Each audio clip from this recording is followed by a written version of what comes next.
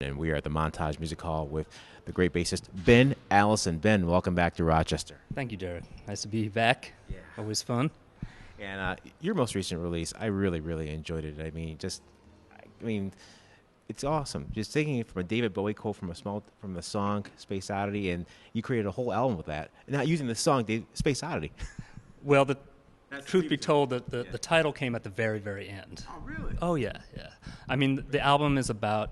I'm a huge. I'm a film buff. Music for film buff. I guess my music's always had kind of a film-esque, a cinematic quality to it, and I was just looking for a title that fused.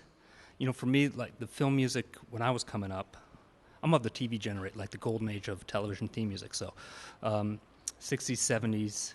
There was this beautiful scene happening with television film music, and so I'm always trying to reference that with my work, and that title just seemed to fit with that era.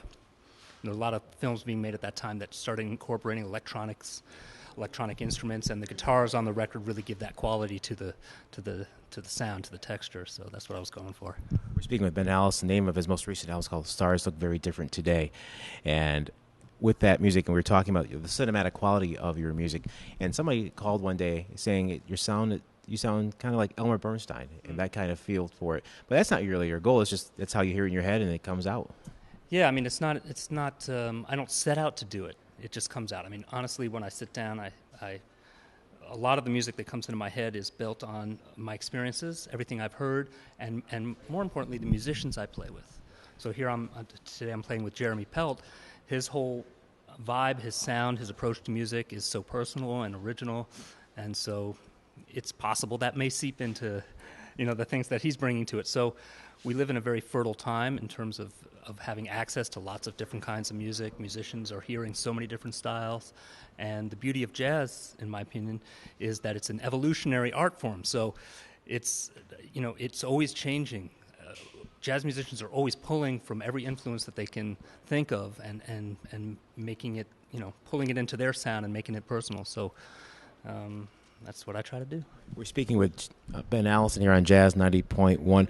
Ben, last question for you. You're an activist for the causes of musicians to make sure they can get paid, whether it's through Sound Exchange, ASCAP, BMI, whatever comes down the pike. Why is that such a passionate issue with you? And why don't more musicians take up the cause with you? I think, it's a passionate cause for me because I feel fortunate to be part of an awesome music community, right? So I feel part of the community. I understand that. I want to be part of it, and I like being part of it. And why more musicians don't do it? I think that musicians are busy. I mean, man, every day we have more and more hats to wear, right? The industry is constantly changing. The terrain is uneven. We're trying to find our way. In uncertain times, which is part of why I'm involved in advocacy, to try to, keep that dream alive of music as a profession.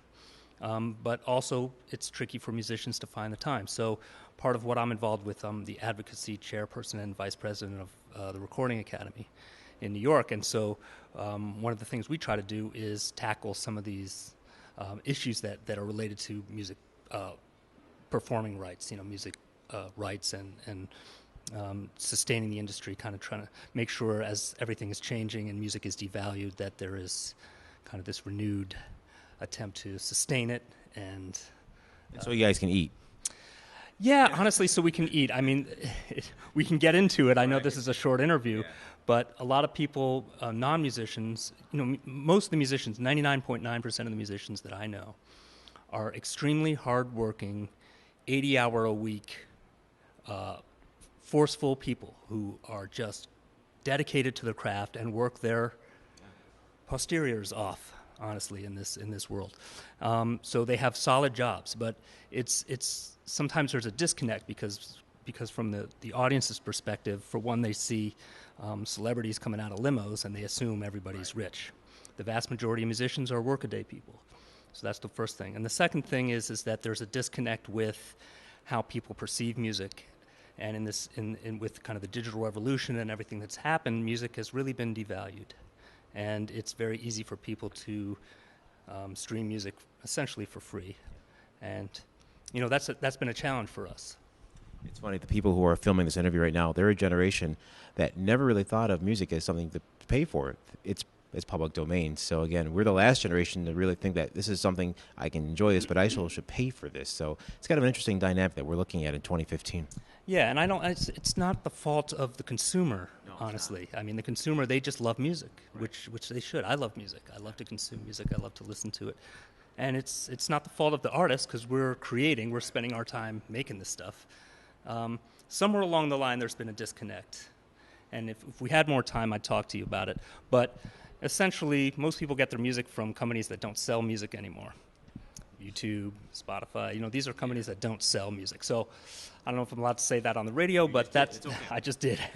So honestly, that's what we're trying to address, trying to figure out a way to piece this puzzle together so that everybody benefits. What we want as artists is, and as music consumers, and as businesses, and as tech companies, we want a sustainable environment. We want an environment, an ecology where everybody works together and everybody does well.